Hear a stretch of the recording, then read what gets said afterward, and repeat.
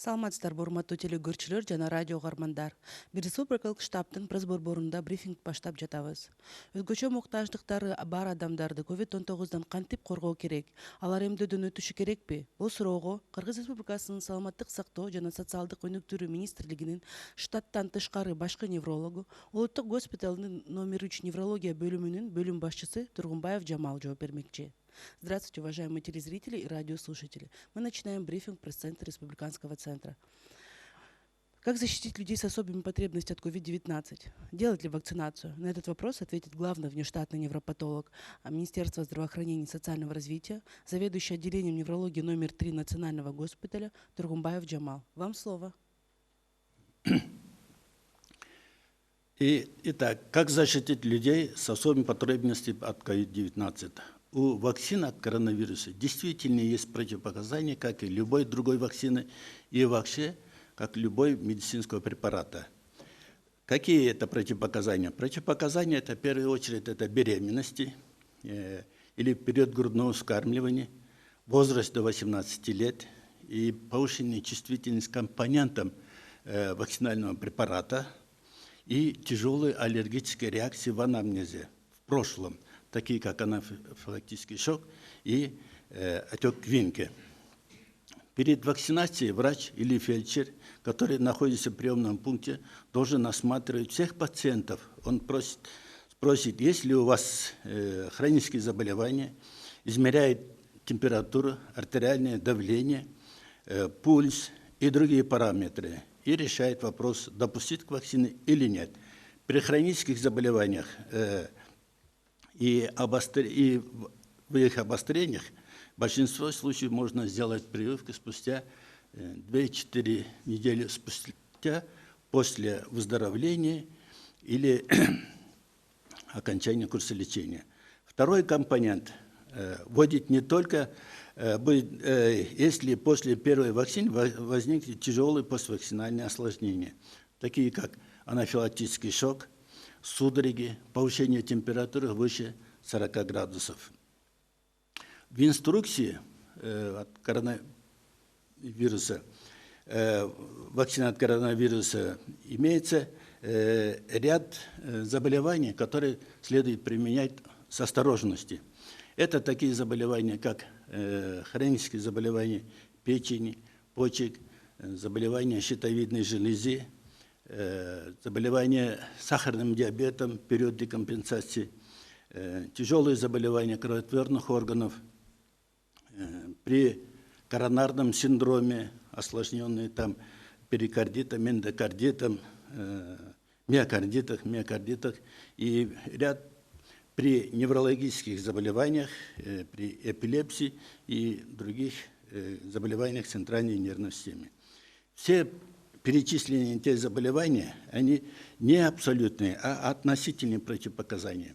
Надо будет обязательно иметь осторожность. Осторожность заключается в том, что после вакцинация должна быть больному значительно лучше, чем переболеть этим заболеванием. Но иногда может врач отказаться от проведения вакцинации, потому что после вакцинации также может быть ряд осложнений. Например, при неврологических заболеваниях, страдающих эпилепсией, частые эпилептические даже припадки, она не вызывает какую-то осторожность. А вот при фибрильном судороге, который иногда даже незначительное повышение температуры приводит к судорогам, которые осложняются, серия припадков может быть переходить в эпилептический статус. В этих случаях, конечно, мы не рекомендуем провести противосудорожный препарат, вакцинальное лечение. Получается, если есть заболевание, которое по инструкции требует осторожность, то может понадобиться консультация лечащего врача. Иногда тяжелых больных мы должны консультировать перед тем провести вакцинацию, обязательно консультируется лечащим врачом.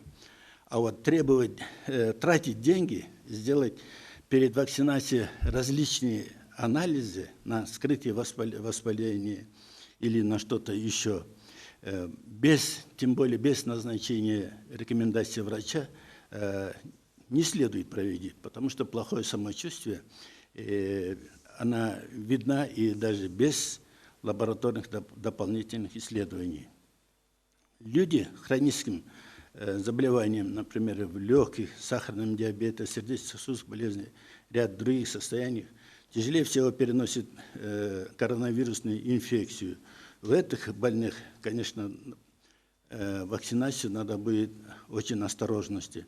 Например, вот в американских центрах по профилактике болезней доказали, что проведение вакцины этим больным, страдающим хроническими теми или иными заболеваниями, вакцинация значительно помогает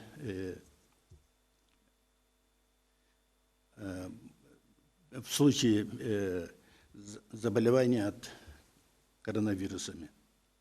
Вот. Неврология.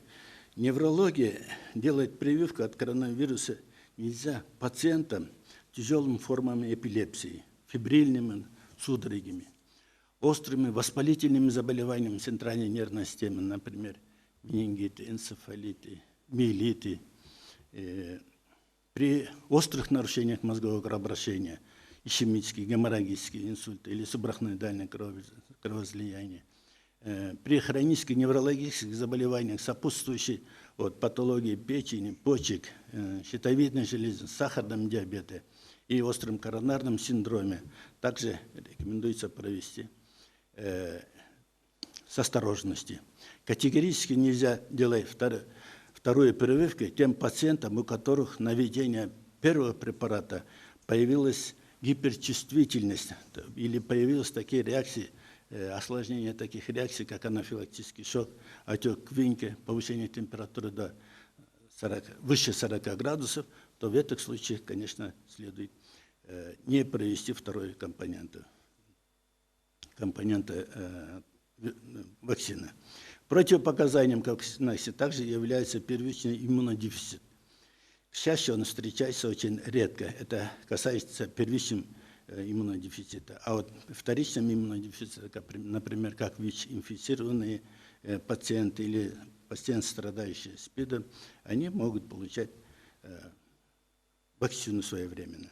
Пациентам, например, аутоиммунным заболеваниям, вот так, как синдром Гена-Барре, оптика миелита, следует воздержаться от вакцинации до стабилизации состояния или полного исчезновения симптомов. По стабилизации состояния им также рекомендуется. Очень много обращаются больные, страдающие рассеянным склерозом. Рассеянным склерозом есть пациенты, которые постоянно принимают гормональные препараты. В этих случаях при вне обострения, даже на фоне приема гормональных препаратов, можно будет провести вакцинальную терапию.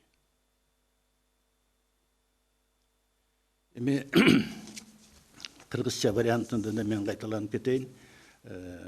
Кантип неврологиялык өзгөчө мукташтыкта болгон ооруларды ушул жаман оорудан сактап калса болот. Бул жалаң гана ушул вакцинация менен алып калыш керек.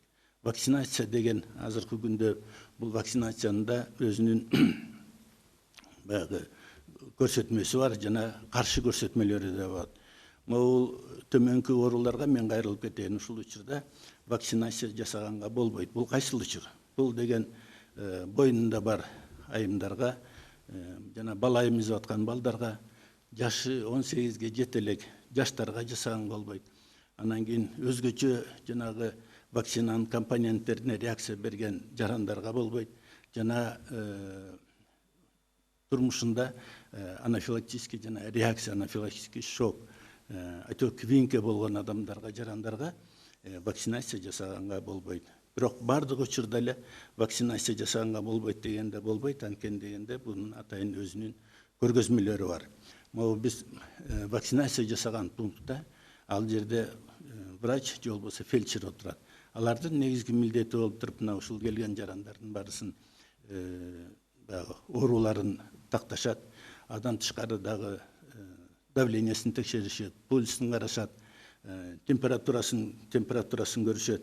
Анан чечим чыгарат, бул кишиге вакцинация жасаганга болобу же болбойбу деп. анан ошол врачтын көрсөтмөсү менен вакцинация жасайт. Бирок айтып кетери көпчүлүк ооруларда ошол өзгөчө мындай вакцинация жасардын алдында мамиле жасаш керек. Бул кайсы оорулар болуп саналат? Бул болсо жанагы өнөкөткө айланган өтүшкөн боордун, бөйрөктүн, калкан безинин, анан жанагы декомпенсацияда жүргөн сахарный диабетте, кант диабетинде, ошол учурларда, анан кийин көпчүлүк неврологиялык ооруларга ал жөнүндө өзгөчө дагы токтойбуз. Анан дагы жана острый коронарный синдром, острый инфаркт, миокард деп коет. Ошонун ичинде жана миокардит, эндокардит, перикардит болгон учурларда булдун да өзгөчө мамиле жасаш керек. Өзгөчө мамиле кандай?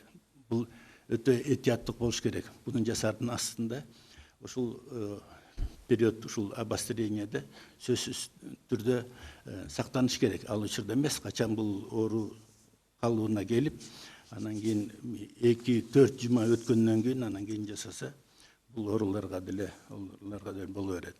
Бирок көпчүлүк учурда могу неврологиялык ооруларга кайрылсак, мындай жана эпилепсия деп коебуз, талма оорусу менен ооругандардын. Талма оорусу менен ооругандардын буларга жасаса боло берет. Бирок булардын өзгөчөлүгү жана фибрильный температурада даже кичине болсо да көтөрүлгөндө судороги кайталанып, ошол судороги жана серияга айланып же болбосо эпилептический статуска да түшүп кетиши мүмкүн. Ошол учурда ошол үчүн мындай фибрильный эпилепсияларда жасаганга болбойт бул учурда. Анан башка дагы жанагы неврологиялык оорулар башка кошумча соматикалык оорулар менен кошулганда бул жерде өзгөчө көңүл буруш керек. Биринчи кезекте ушул оорулардын калыбына келтиргенден кийинки, анан кийин бир убакыт өткөндөн кийин анан барып жасаса болот. Неврологиялык оорулардын ичинен баягы бат-бат кармаган талма болсо, бул жасаганга болбойт. Анан кийин жанагы воспалительный, жана суук тийген өтүшкөн учурларда бул кайсы оорулар? Бул болсо жана менингит, энцефалит, миелит, оптикомиелит дегендер бар, ушулардын полиомиелит дегендер бар. Мына ушул учурда жасаганга болбойт. Бул качан гана ооруканадан же дарыланып чыгып, акыбал калыбына келгенден кийин 2-3 жумадан кийин барып жасаш керек. Мына ушундай эле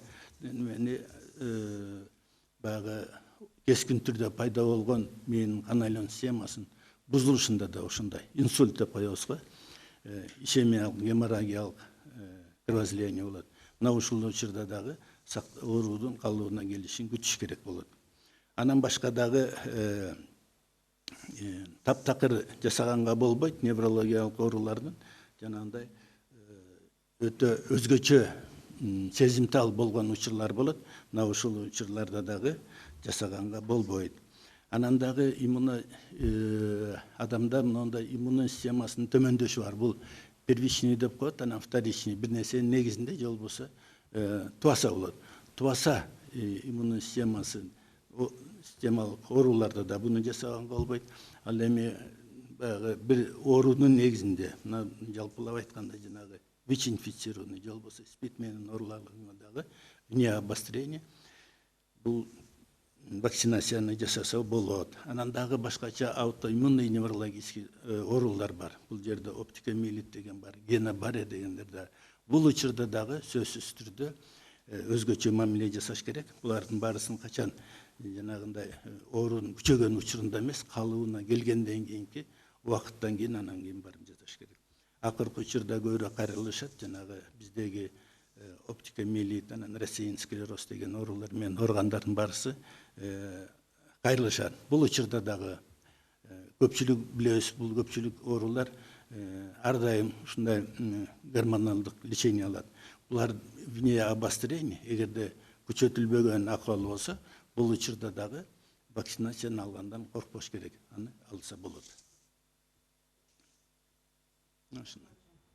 Эскерте кетсек, түз эфирде ЛТР, КТРК, Алато 24, Пирамида, 5 канал, ЛФМ радиосу, 1 радио, ЛТРдин YouTube каналында жана Facebook баракчасында көрө аласыздар. Саламатта болуңуздар. Берегите себя и своих близких.